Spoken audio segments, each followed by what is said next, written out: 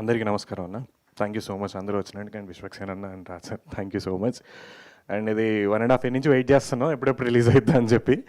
Finally March 1st release అవుతుంది. And excited, చాలా eagerly wait చేస్తున్నాం ఎట్లుంది ఏంటి అనేది. బట్ ట్రైలర్ అయితే చాలా బాగుంది అండ్ మీకు కూడా నచ్చింది అనుకుంటున్నాను.